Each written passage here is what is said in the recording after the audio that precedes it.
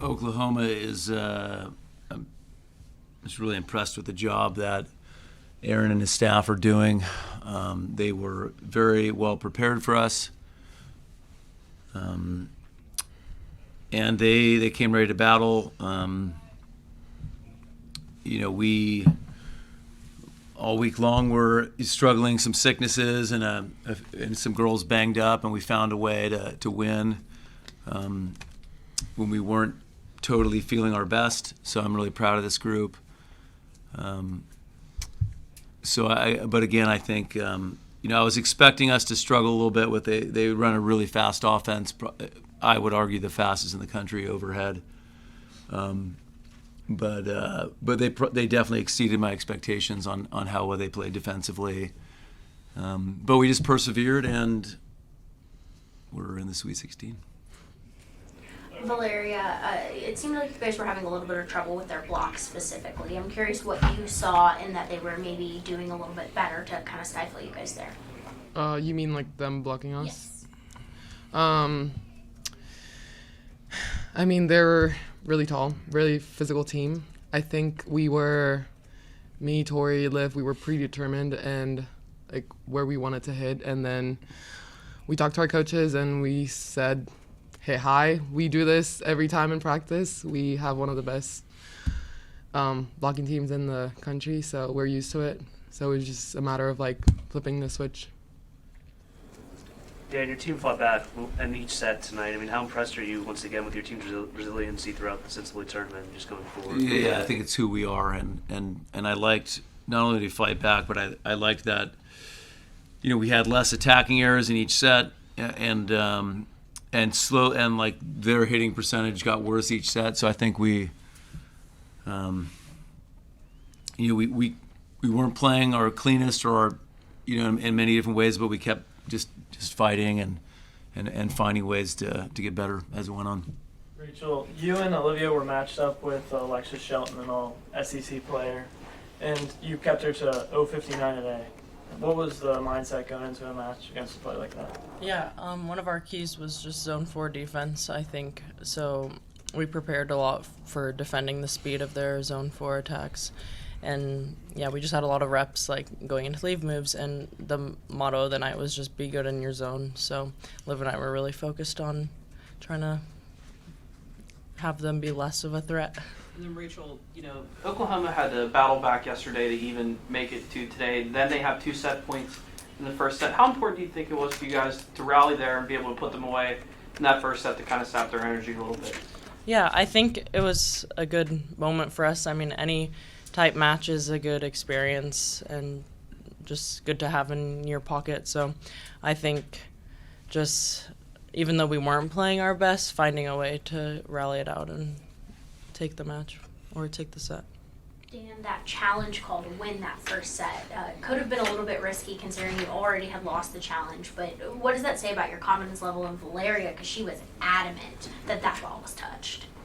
Yeah, I saw a touch too, so we were both very confident. I get the question is, what will it look like, from the camera angle? So that was, the camera's a little bit more zoomed out than the field house, and so we don't, if I'm really confident what I see, but if it's a micro touch, sometimes we're not sure if the camera will pick it up, so we decide not to, unless it's a really obvious one. But I think, if there's any doubt I had, probably Valeria convinced me. You guys play Oregon next, who is number 4 ranked. You lost them at home. What is your mindset going into that game? Well, I think probably the girls need to just take a day off, and finals are coming, and not think about volleyball. But I think we played them so early in the season that I don't think we can put too much on that. They're a different team now, and we're going to have to prepare for a really, really tough opponent. Coach, this weekend was the first time since early middle of September that you guys didn't have a day off after a game. What you guys did this weekend? What was the mentality just for you guys having less than 24 hours to just recuperate in? play again? Yeah, I mean, it would have been more ideal for some of our players to have that rest, but I mean, I think we've kind of mapped it out as a team and talked about this is how it'll be. So it was expected, and you know, we did a few things early in the week for Oklahoma, and then shifted focus to Morehead State, and so I just think we knew it was coming. So. Rachel and Dan, you know, Valeria isn't necessarily the leading scorer for your team, but what does it say about her ability to turn it on in the moments that count? I mean, 10 kills today with the highest hitting percentage of the pin hitters. Yeah, Valeria is very reliable. Even though she's not like touching the highest like live inventory, and she's just like super consistent, always finding solutions. She's a utility player and very reliable. And she was. You know, she found a way to have a good offensive night and score points against a girl that was 6'8" and a really good blocker. So it was, she was a warrior tonight.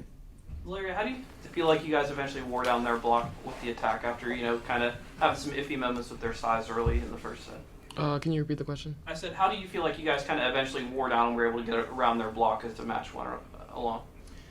I think, like I said, we were just predetermined, and we found a way to like hit higher.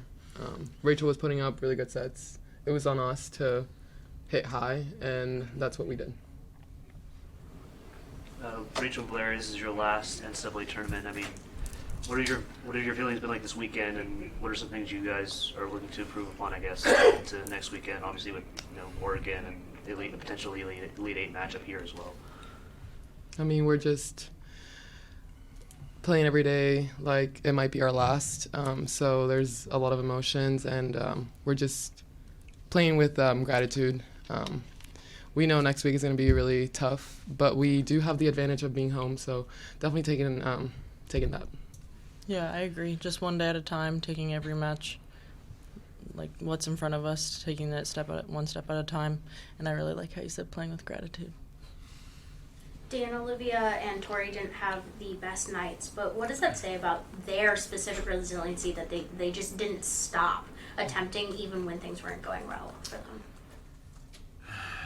Yeah, I mean, it's funny because we're just so used to Tori putting up unrealistic numbers. I still think she had a good offensive night, all things considered. Right.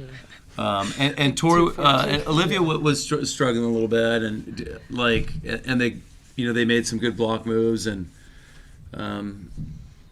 you know, but we just about halfway through that third set, there was a timeout. I said, "What's going to happen is you're going to score a bunch of points in a row," and she went back, had 2 aces, and killed the next 3, and it wasn't so much my words, it was more just her staying. You know, we try to not be a bad day team, but like a bad moment team, and so I think she did a nice job of finishing the game, playing really well. Coach, at the end of the first set, Mallory Meyer, she had the last 2 serves. How do you like simulate something that big of a moment to close out a set for your team? Well, we try and practice, but I don't know that you can totally simulate it. I mean, I think it matters to be there, you know. So it's good that she's had a couple of games in her belt. I think it matters that her teammates play with confidence, but you know, good on her to be ready to go. Any other questions for Coach or student athletes? Thank you. Awesome, thanks guys. Thank you. Thank you, guys.